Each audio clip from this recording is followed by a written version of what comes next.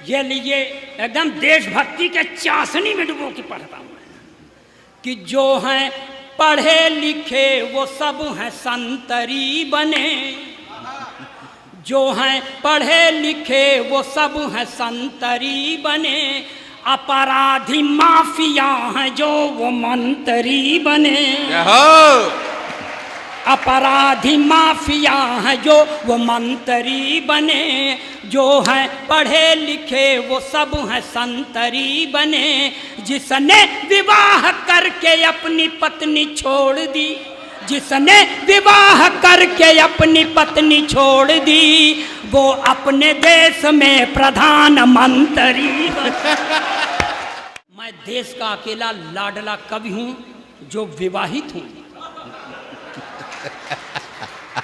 मगर मेरी पत्नी मेरा सम्मान नहीं करती भाई साहब। अब नहीं करती तो नहीं करती। एक अदद बाबूजी, एक अदद मेरे पास भी पत्नी है, मांग में सिंदूर नहीं लगाती। मैंने कहा देख भाग्यवान, ब्राह्मण के घर की बहू है, लगाया कर। बोलती है नहीं लगाती। मैंने पूछा क्यों, तो मुझको समझाती है कि देखो ये सिंदूर वो चीज़ है जिस पर औरतें गर्व करती हैं। मैं किस पर गर्व करूं?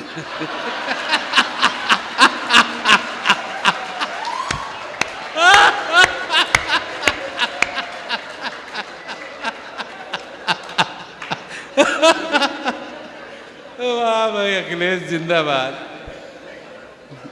भाई मैंने कहा देख भाग्यवान, मैं एक अदद वो आइटम हूं जिसने तुझे एक औलाद फौलाद जैसी दी है, जो 5 फीट 8 इंच लंबा है, गोरा चिट्टा है, 58 किलो वजन का है, इंटर में पढ़ता है, बड़ा होकर मेरा नाम रोशन करेगा। मैं उस पर नाज करता हूँ, इसलिए तू मुझ पर नाज कर। तो और भन आ गई भाई साहब मेरे ऊपर, कहने लगी देखो अब हमारा मुंह मत खोलवाओ, तुम्हारे ऊपर भरोसा करती तो यहू न होता।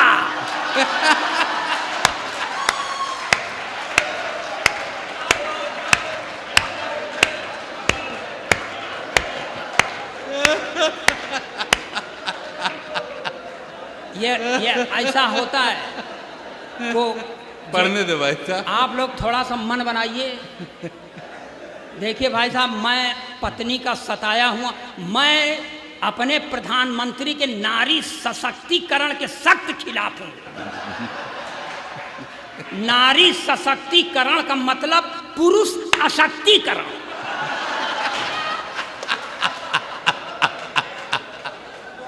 एक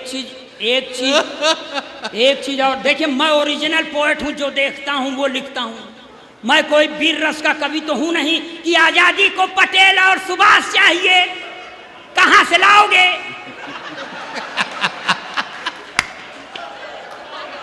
अब मान लो आ गए सुभाष चंद्र बोस, तो कहेंगे तुम मुझे खून दो, हम तो न दे। जोन पाव 1.5 पाव बचा है वही चूस के बैठ जाए तो घर वाले क्या करेंगे?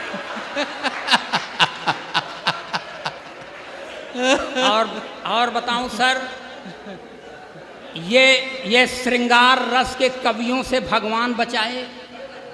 अभी श्रृंगार रस का कवि आएगा, कहेगा मैं तेरी जुल्फ के साए में शाम कर लूंगा। साला जुल्फ नहीं, नगर पालिका का गोदाम हो गया है क्या?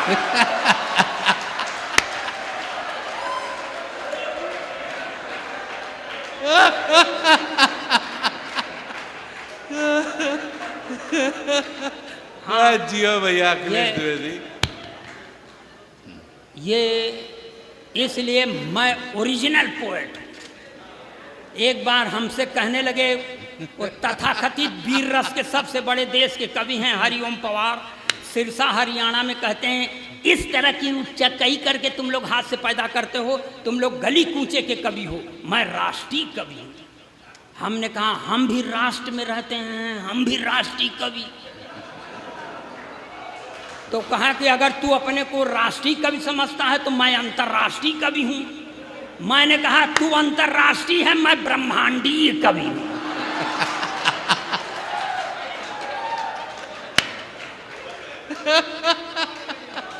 ओ जिंदाबाद अखिलेश।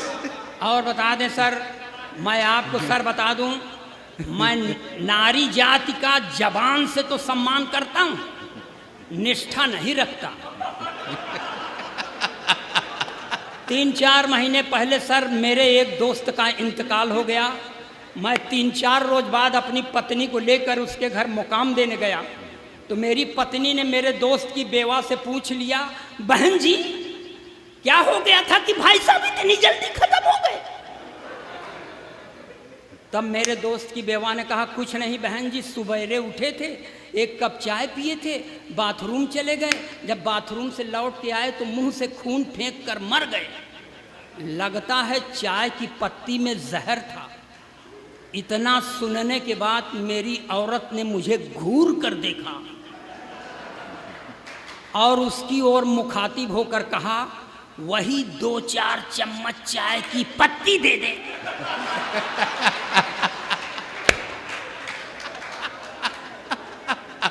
मैंने कहा, भाग्यवान ये तू चाय की पत्ती क्यों मांग रही है? उसने कहा, चुप रहो, ये महिलाओं के बीच का मामला है, आज इनके ऊपर विपत्ति पड़ी है, मैं आई हूं कल।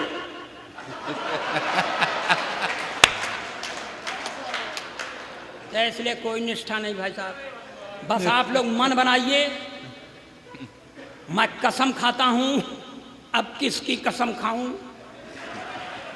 माँ है नहीं, बाप का पता नहीं, अब मैं बीवी की कसम खा नहीं सकता, वो पा जाए तो हम ही को खा ले। इसलिए नारी से आप कभी शक्तिशाली हो ही नहीं सकते। मैं गारंटी दे रहा हूं, प्रमाण दे रहा हूं, पूरे राष्ट्र में घूम घूम के चले जाइए आप, रेलवे स्टेशन की दीवारों पर, बस के पीछे, स्कूल की दीवारों पर लिखा मिलेगा, कमजोर मर्द मिले। हाँ। कहीं इसके विपरीत में लिखा मिला हो बताओ? तो सही है। तो इसलिए इस ओरिजिनल पोएट के सम्मान में एक बार ताली बजाएं, मैं अपना काम लगाता हूं। भाई वाह। मैं सर ये 4 पंक्तियां अपने पूजा की पढ़ता हूं, और इस पूजा की पंक्ति पर अगर आपने सम्मान नहीं दिए, बढ़ाया मेरा उत्साह, तो मैं 5वीं पंक्ति पढ़ने की कसम खा के नहीं आया हूं।